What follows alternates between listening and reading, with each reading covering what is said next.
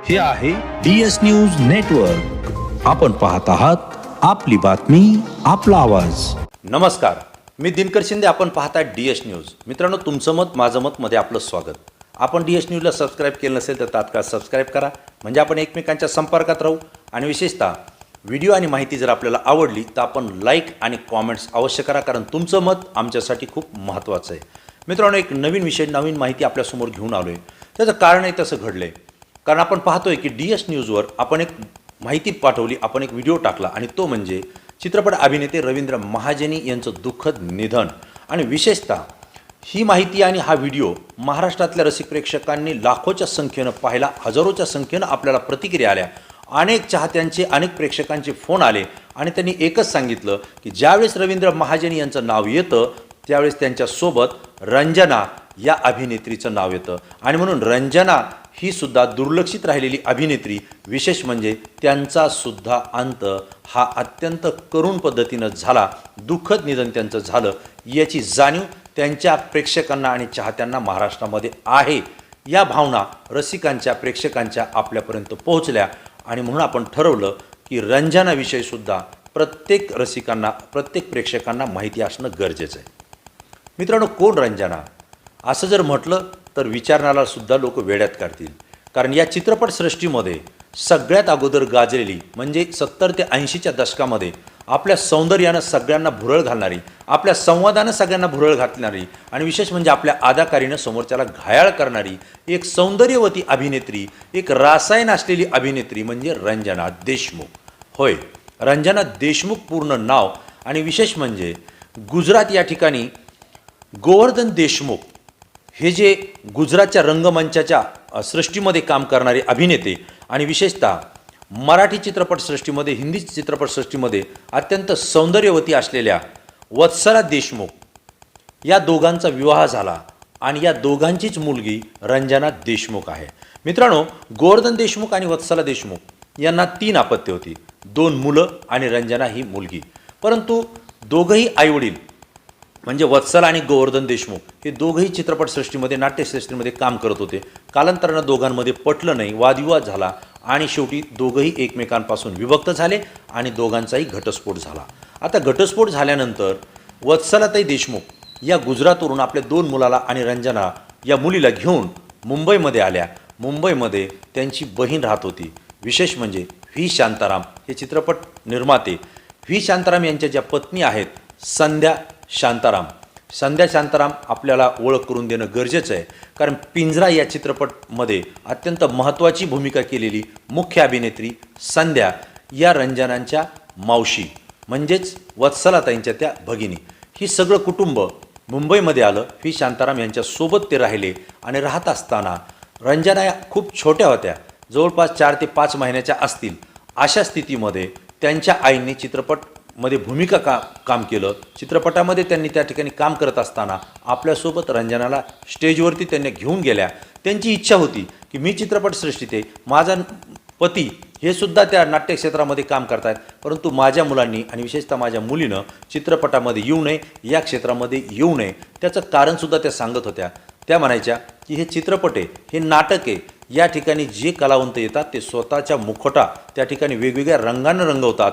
मात्र त्या रंगावर तो जरी सुंदर दिसत असला, परंतु पाठीमागं त्याच्या वेगळी तो कलावंत असतो, अशी त्यांची भावना. या चित्रपटसृष्टीमध्ये नाट्य आणि लोकांसमोर जात असताना प्रत्येक कलावंत हा वेगळा चेहरा आणि वेगळी भूमिका घेऊन जातो. वास्तविक पाहता जीवनामध्ये तो त्या भूमिकेसारखा नसतो, तर तो वेगळी असतो, असं वत्सलाताई देशमुख यांचं मत होतं. आणि म्हणून त्यांनी रंजनानं या चित्रपटसृष्टीमध्ये येऊ नये अशी त्यांची प्रामुख आणि प्राधान्याची भूमिका होती. पण मित्रांनो, राजा हरिश्चंद्र हा ज्यावेळेस चित्रपट आला, बालकलावंत, या हरिश्चंद्रमध्ये त्यांना भूमिका करायची त्या ठिकाणी संधी मिळाली, आणि रंजनाने बालवयामध्येच इतकी सुंदर आणि इतकी छान भूमिका केली की त्यांचं कौतुक झालं. आणि पुढं चालून हीच बालकलावंत रंजना वेगवेगळ्या चित्रपटांमधून प्रेक्षकांना आम्हाला पाहायला मिळाली. विशेष म्हणजे रंजनानं इतके चित्रपट दिले की ते सगळेच्या सगळे चित्रपट गाजले. म्हणजे रंजनानं गाजलेल्या चित्रपटात काम केलं नाही, तर रंजना ज्या चित्रपटात काम केलं ते चित्रपट गाजले असं आपल्याला या ठिकाणी म्हणावं लागेल. विशेष म्हणजे मित्रांनो, त्यांच्या चित्रपटांची नावं जर घेतली तर आपल्या लक्षात येईल की सगळ्यात महत्त्वाचं म्हणजे चंदनाची चोळी, अंग अंग जाळी, झुंज यामध्ये तर त्यांनी मुख्य भूमिका केली आणि अत्यंत गाजलेली भूमिका ती. त्यासोबत गुपचूप गुपचूप आणि अरे संसार संसार याप्रमाणे त्यांनी अनेक चित्रपटांमध्ये काम केलं. विशेष म्हणजे त्यांच्या प्रत्येक कलेला, प्रत्येक अभिनयाला रसिकांनी आणि प्रेक्षकांनी प्रचंड दाद दिली आणि त्या सगळ्यांच्या मनावर अधिराज्य गाजवणाऱ्या अभिनेत्री ठरल्या. विशेष म्हणजे या काळामध्ये त्यांच्या या भूमिकांचं आणि त्यांच्या कामाचं कौतुक अनेक संस्थांनी केलं. राज्य शासनानं सुद्धा त्यांना वेगवेगळे पुरस्कार देऊन त्यांचं कौतुक केलं आणि त्यांचा मानसन्मान केला. मित्रांनो, रंजनाने ज्यावेळेस चित्रपटात काम केलं त्यावेळेस त्यांच्यावर चित्रित झालेली गाणी असतील किंवा त्यांचं नृत्य असेल किंवा त्यांचा संवाद फेक असेल, त्यांचा अभिनय असेल, तो इतका गाजला, इतका की आजपर्यंत तो अजरामर आहे. कुठलंही गीत जर ऐकलं तर समोर आपल्या रंजना दिसते, इतके गीतं त्यांची गाजली. विशेष म्हणजे रंजनाने ज्या भूमिका केल्या या ग्रामीण भागातल्या, विशेष म्हणजे ग्रामीण भागाच्या त्या महिलांच्या भूमिका त्यांनी साकारल्या आणि त्यामुळं ग्रामीण भागामध्ये रंजनांचा इतका काही पगडा आहे. प्रत्येक घरातल्या महिलेला, प्रत्येक घरातल्या माणसाला त्या ठिकाणी रंजना ही आपल्या कुटुंबातली आहे, आपल्या गावची ती नागरिक आहे, आपल्या कुटुंबातली ती एक प्रतिनिधी आहे, सदस्य आहे, अशी भावना ग्रामीण भागातल्या जनतेची, प्रेक्षकांची त्या ठिकाणी झाली. त्यासोबतच रंजनाने आधुनिक भूमिका केल्या. मेगा सिटीमध्ये राहणाऱ्या महिलांची सुद्धा भूमिका त्यांनी साकारली आणि त्यामुळं शहरातल्या प्रेक्षकांच्या सुद्धा त्या चाहत्या झाल्या आणि म्हणून त्यांचा प्रेक्षक वर्ग, त्यांचा चाहता वर्ग ग्रामीणसोबतच शहरी भागामध्ये लाखोच्या संख्येनं आहे. आजही तो रंजनांची आठवण काढतो. त्याचं कारण असं की ज्यावेळेस हे गाणे वाजतात त्यावेळेस समोर फक्त रंजना दिसतात. हे गाणी मी आपल्याला या ठिकाणी आवर्जून सांगतोय. त्यांची गाजलेली गाणी, काळ्या मातीत मातीत तिफन चालते, आजही आपण नुसते शब्द उच्चारले तर तो शेतामध्ये रंजनाचा चेहरा आणि काम करणारी भूमिका आपल्या नजरेसमोर येते. मित्रांनो, यासोबतच एक गीत आहे, फिटे अंधाराचे जाळे झाले मोकळे आकाश. या गाण्यामध्ये सुद्धा हृदयस्पर्शी भावना या आपल्यापर्यंत रंजनाच्या माध्यमातून पोहोचलेल्या आहेत. त्यासोबत हा सागरी किनारा ओला सुगंध वारा, हे सुद्धा गीत आजही आपण ऐकतो आणि त्यावर आपण ठेका धरतो. तिसरी गोष्ट, निसर्ग राजा ऐक सांगतो, हे गीत तर मराठी माणसाच्या मनामनामध्ये आणि हृदयामध्ये आपल्याला प्रत्येक ठिकाणी ऐकायला मिळतं, पाहायला मिळतं. तिसरी गोष्ट, मंगला ग मंगला तुझ्यासाठी बांधील ग मी बंगला. अशा पद्धतीचे रंजनाचे गाणे हे अत्यंत गाजले आणि विशेषतः आजही त्यांची लोकप्रियता कायम आहे.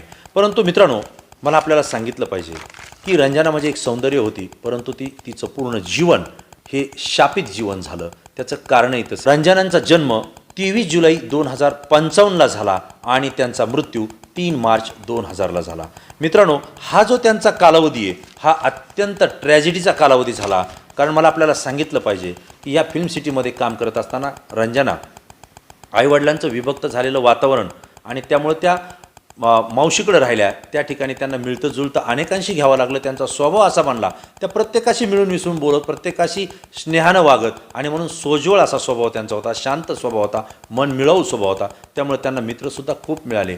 पण आपलं पूर्ण आयुष्य आता चित्रपटसृष्टीमध्ये द्यायचं आहे असं त्यांनी ठाम भूमिका घेतली आणि हे करत असताना आपला जोडीदार, आपला साथीदार हा चित्रपटसृष्टीतला असावा, प्रामुख्याने हे त्यांच्या मनामध्ये भावना निर्माण झाली.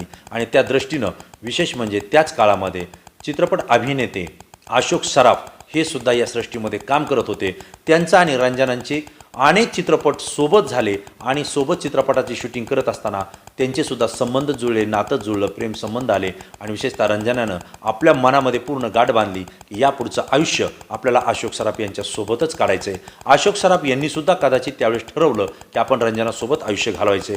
दोघांची मैत्री चित्रपटसृष्टीमध्ये गाजली, चर्चेली गेली आणि विशेष म्हणजे प्रत्येकजण त्यांना यापुढच्या आयुष्यामध्ये दोघं सोबत राहतील अशा दृष्टीनं पाहत होता. पण मित्रांनो, इतकं चांगलं चाललेलं, गाणे चांगले, चित्रपट चांगले, सौंदर्य चांगलं, संबंध चांगले, मित्रसुद्धा चांगला मिळाला आणि कदाचित भविष्याचा साथीदारसुद्धा त्यांना चांगला मिळणार होता. परंतु या सगळ्या चांगल्या गोष्टीला म्हणतात ना नजर लागते. विशेष म्हणजे रंजनाच्या गालावरती काळा तीळ होता, त्यामुळं नजर लागणार नाही असं आपल्याकडं ग्रामीण भागामध्ये म्हटलं जातं. परंतु तरीसुद्धा या चांगल्या चाललेल्या जीवनाला, रंजनाच्या कारकिर्दीला या ठिकाणी एक ग्रहण लागलं आणि त्या ठिकाणी मला आपल्याला सांगावंसं वाटतं की झुंज या चित्रपटाच्या शूटिंगसाठी त्या बंगळुरूला चालल्या होत्या आणि त्या ज्या बसमधून चालल्या होत्या त्या बसचा त्या ठिकाणी मोठा भीषण असा अपघात झाला आणि या अपघातामध्ये दुर्दैवानं रंजनाचे दोन्ही पाय निकामी झाले आणि एक हात त्यांचा पूर्णतः गळून गेला. त्यामुळं 2 पाय आणि हात हे त्यांचे निकामी झाल्यामुळं त्यांना आयुष्यात पुढं अनेक गोष्टीला सामोरं जावं लागलं. आणि विशेष याच बसमध्ये जेवढे कलावंत त्यांच्यासोबत होते, जे कोणी आर्टिस्ट आणि बाकीचे मित्र आणि काम करणारे सहकारी होते, त्यांना केवळ किरकोळ जखमा झाल्या, किरकोळ मार लागला. मात्र रंजनाचं आयुष्य या ठिकाणी 2 पायानं आणि हातानं जसं लुळं झालं तसं आयुष्यसुद्धा त्यांचं तेव्हापासून हे लुळं झालं. मित्रांनो, तब्बल 13 वर्ष रंजनाला एका व्हीलचेअरवर बसून राहावं लागलं. त्यांना कुठलंही काम करता येत नव्हतं आणि कुणासोबत जायचं जरी म्हटलं तर दोन्ही पायानं त्यांना चालता येत नव्हतं. अशा स्थितीमध्ये त्या घरामध्येच पडून राहिल्या. परळ या ठिकाणी त्या वास्तव्याला राहिल्या. आणि विशेष म्हणजे याच काळामध्ये अशोक सराफ यांनीसुद्धा त्यांची साथ सोडली आणि अशोक सराफ त्यांनी लग्न केलं आणि ते त्यांच्या संसारामध्ये त्या ठिकाणी रमले.